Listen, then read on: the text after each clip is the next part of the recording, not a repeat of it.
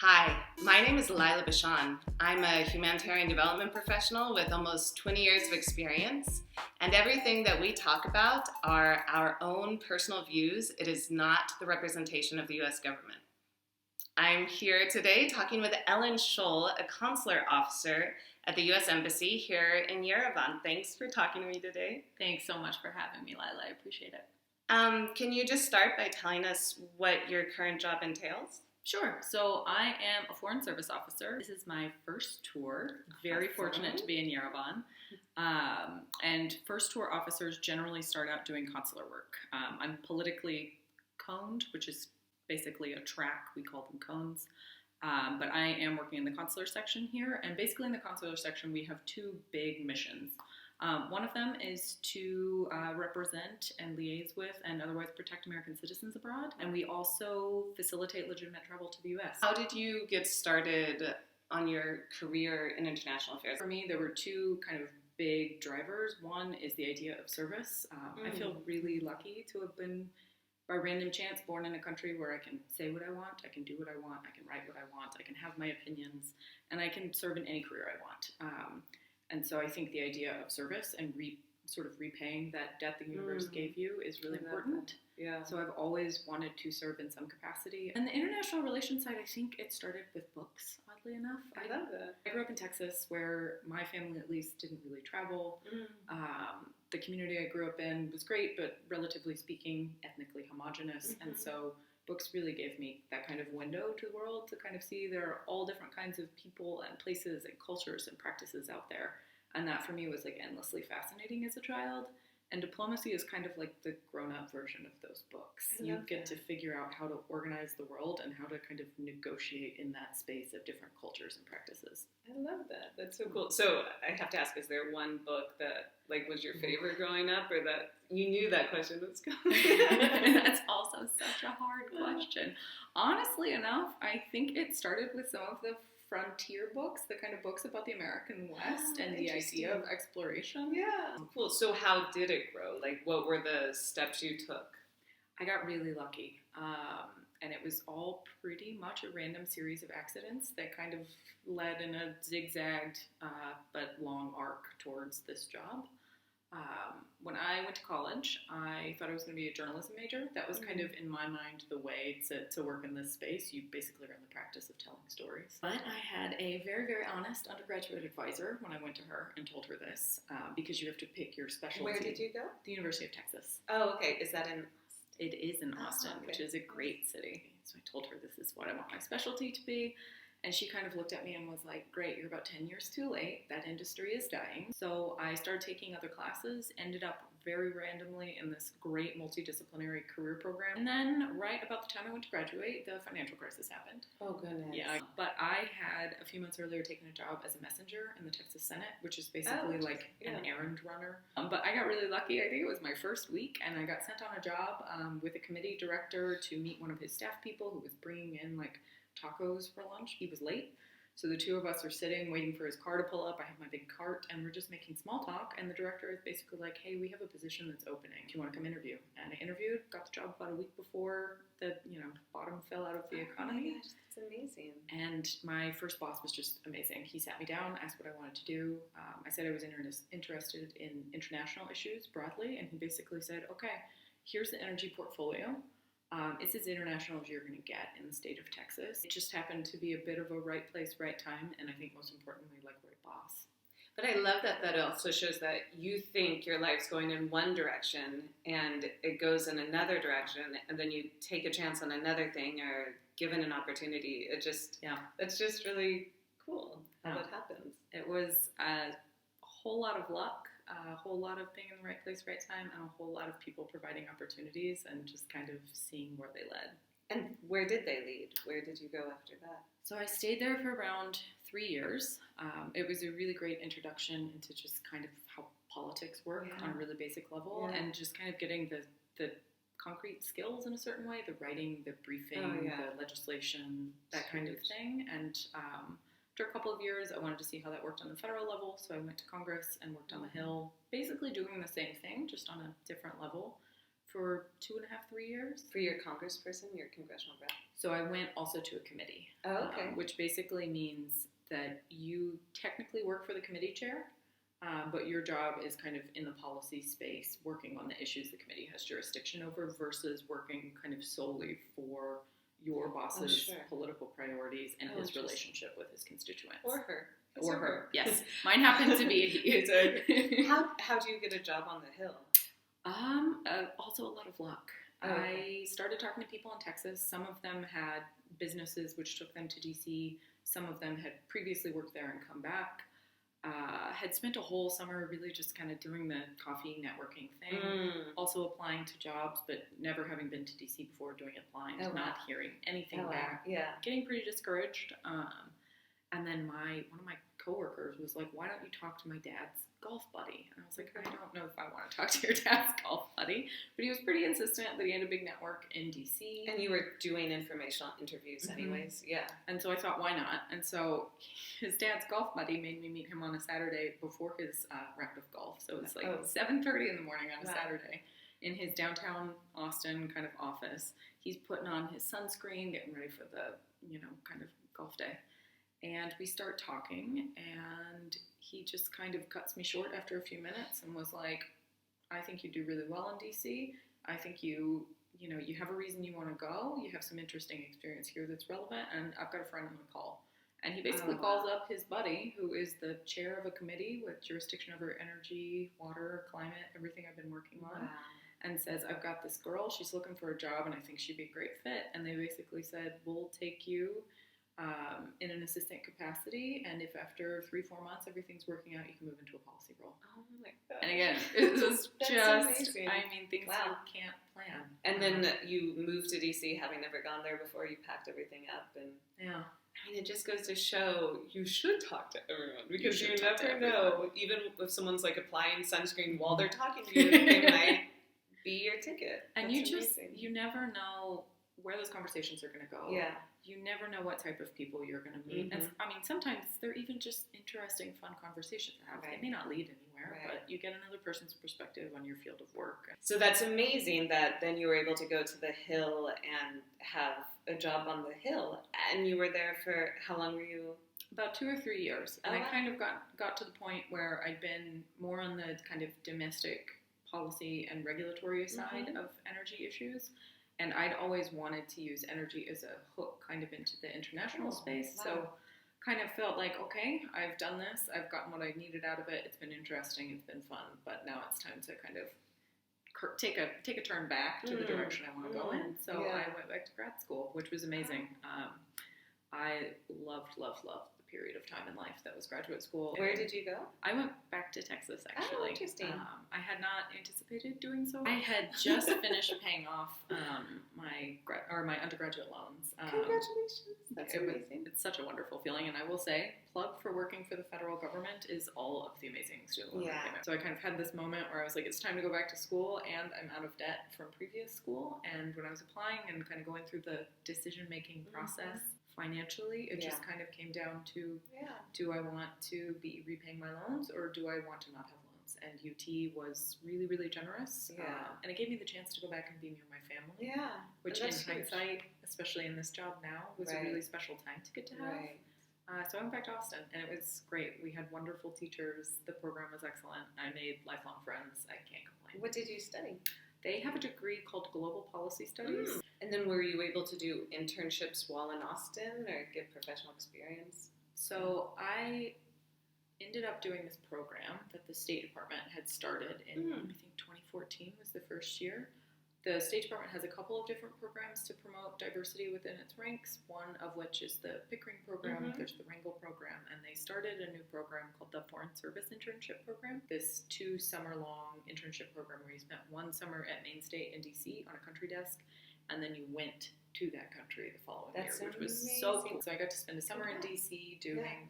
I was on the desk covering Turkey, Greece, and Cyprus, which was amazing, very interesting. And then I went to the U.S. Embassy in Ankara the summer after that. Right next door. That's so interesting. But you didn't stay in Turkey. No, then I went to Germany. There is a large German company, Bosch. They make your dishwashers. Their company has a kind of what we would think of as a charitable arm. They sponsor a number of international programs, one of which has been a long-standing fellowship program for Americans. That is so interesting. I got to live in Berlin for almost 3 years, which was incredible. And it's so interesting how you didn't set out to be an energy expert, but how it did really define so much of your career and open up opportunities. Yeah, that's amazing. It helped in a way I could not have anticipated. So then where did you go from Germany? From Germany, I stayed a couple of years after the fellowship working at a think tank, and then kind of hit the point where I thought, okay, it's time to go home. And I got a job in a think tank in D.C. Oh, which one? The Atlantic Council. Oh, okay. And I spent 2 years there as well, working on energy and climate again. And about 2 years into the job, I got the email that I was invited to a Foreign Service cohort. So why had you decided to apply in the first place? It's the job I've always wanted to do. Oh, truly. Cool. I just kind of thought, I want to see what else is out there along the way. But I applied while I was in Berlin. The application process is fairly lengthy for those thinking about doing the job. You kind of have to have this balance in your mind between what I want to do right now and then have that on the back burner. So you always know that if and when the opportunity arises, you have to be ready to take it. Yeah. But you always have to have a plan for the opportunity not arising. Just That's because the process is pretty lengthy. Like my security process was very long. The hiring freeze had happened, and so there were just a number of factors where I needed to have another job for a while. Yeah. And I ended up enjoying that other job so much that it did make the decision quite a bit more difficult. But I think at the end of the day, the opportunity to serve your country outside of your country, you can't pass it up. That's amazing. Yeah. So here you are embarking on your dream job after over a decade of having other really cool, amazing jobs. What advice would you give someone who's just now starting out on that path, on their path? So I think the first piece of advice is just to try things.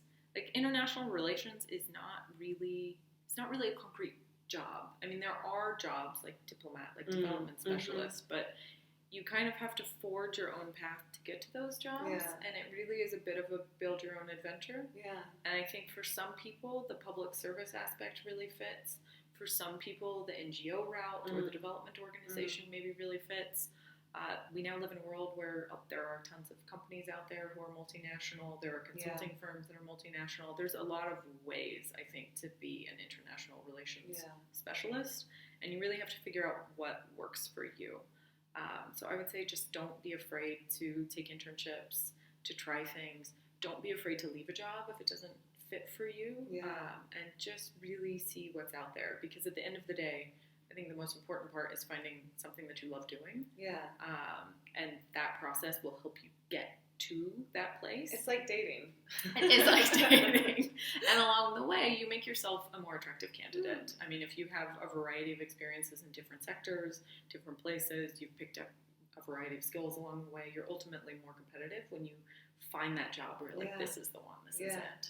No, it's so true. So I think to kind of go out and see what's out there is one big one, and talk to people. That, I think, is the biggest piece of advice, just generally for your own thought process and for learning how other people have done things. I know the thing I still love is going to coffee with people and hearing how they got to whatever position they're now in. It's always fascinating. It's almost never the same. And it's also almost never a direct line. So I think hearing that from other people is encouraging. It's also just interesting. Yeah. And you truly never know, for example, when the coworker's father's golf buddy is going to be the one that turns out is really excited to help a young person at the beginning of their career. Yeah. And I think don't be afraid to make mistakes. Is the last one. I still struggle with this daily, but I think one of the strongest kind of characteristics we have as Americans writ large is this kind of entrepreneurial attitude. It's how we ended up with things like Silicon Valley, just the ability to go out and try something. And if it doesn't work, learn from that and move on. And I think that's a really hard thing to do in your own career sometimes. Yeah. But it's a really important one. So I think those would be my 3 big things. That's awesome. That's really great advice. They're hard ones to follow sometimes. The first 2 a little bit easier. The last one, I know, is tough. But I think it's so true that being kind to yourself and being conscious of your internal monologue as you're starting out on your career and progressing Yeah. is so important, because there's no reason not to be nice to yourself Exactly. and forgiving. Exactly. Because Yeah. it's your job. You're the one that has to wake up and do it every day, and you're the one that has to find that joy in doing it. And there is no perfect professional. Yeah. We all have areas to grow and evolve. And so what do you wish you could go back and tell yourself as you're walking out of the career counselor meeting, learning that, okay, maybe I'm not going to be a journalism major? What would you tell yourself then? A lot of things. So many. Moisturize every Yeah, night. exactly. Start wearing cold cream on my Yeah. face. No, I think one of them would be to set boundaries. And that no one else is going to set boundaries for you, and no one else is going to respect your boundaries if you don't respect them yourself. What I mean by that is I think there is a tendency as a young person in particular to be willing to do anything, and that's generally speaking the right attitude. But sometimes you can push yourself into a space of burnout if you're not careful to draw some boundaries around your own life and to save some of that time for yourself. Yeah. And I think some people just kind of assume those boundaries, myself included. Yeah. I kind of assumed that as long as I was going all out, Yeah. the boundaries would kind of fall into place. And you have to be pretty intentional about that, and I wish I had been. Yeah, no, And that's great advice. I think the other one would be just to be kind to people. It's so true. such an obvious point. Yeah. I love that. But you have to work with your coworkers every day. They're all just people. We're all just people. And I think most jobs, most projects, most teams run more effectively with just a little bit of common human decency and kindness. That's so true. When things get really stressful or really busy, I think sometimes it's pretty easy. Most of us have a tendency to just kind of put our head down and go. Yeah. And forget the importance of just like greeting your colleague in Yeah. the morning, or recognizing when they're having a rough day and saying something about it, or taking some time for them to maybe go for a walk or whatever it is they need. So I think just kind of being aware of your surroundings, being kind to people. I definitely had moments in my career where I wish I had been a little more heads up and aware of the rest of the office, as opposed to solely focused on my portfolio or my project. And so I think that's a thing that I could have done better, and that I would recommend just kind of being conscientious of. No, I love that. And I'm so glad you said that, because it's something I really try to do. I try to take bring humanity to any professional setting, because I think a lot of times we do forget. We get so in our professional mindset, and we get so focused on what we're trying to achieve, we do forget that we're all human. So I always do take that humanist approach. And it goes back to the rule that I teach my kids to treat other people how you want to be treated. It's the golden rule that we're reminded of when we're 5, but so often when we become adults, we forget about, and it's so important. And I think there's been this kind of perception that the workplace is only a place of competition. For a really long time, and I think especially for women, because the path to break through is difficult. Sometimes the space or the spots were limited, and you don't want to be seen as soft. Exactly. Yeah, totally. Whereas I think that perception is wrong. The world has changed a little bit, and there is always a space just to be kind to those around you, and to recognize that they are all individual people too, and they're all just trying to go to work every day and do whatever it is that they can to make your project better, your workplace better, your community better, whatever that mission is. And believing everyone is doing their best. Yeah. It's so true. And the thing about the boundaries, it's so true. I think boundaries are something that I learned later in life, but like whether it's at work or with family or friends, just understanding your boundaries and having that language even. Like I don't think I even had the language to be like, oh, this is a boundary. And I think that is really important in terms of living a fulfilling, balanced, complete life. I think it's so important. And being able to show up for the people in your life or the work responsibilities in your life. If you allow yourself to be pushed beyond your boundaries consistently, you are eventually going to wear yourself down to a point where you're not going to be able to show up for those people. You're not going to be able to do your job at the maximum level of effectiveness. And so it's just really important to be able to recognize that. And I say that having also not been able to do that until recently, or even realize that I should be doing that until recently. Well, it's all a process. Well, do you have any final words, wisdom, or any parting thoughts? parting thought. So I think the last thing I would say is in this kind of job path and the career path, kind of be good at what you do, know your subject matter, be kind to people, and stick up for yourself. I mean, at the end of the day, if you are competent in your subject matter, if you're a kind and courteous person to work with, and as long as you make sure that you take care of yourself, I mean, really at that point, you kind of have most of the ingredients to being successful. And I think just being content in your own job and life. So that would be it for me. That's really good advice. Awesome. Well, thank you so much, Ellen. And thank you, everyone, for listening. Please leave a comment or question for me or for Ellen. We'd be happy to respond. And please share with anyone who you think would find this interview useful as well. So thank you, and know that you are on your way.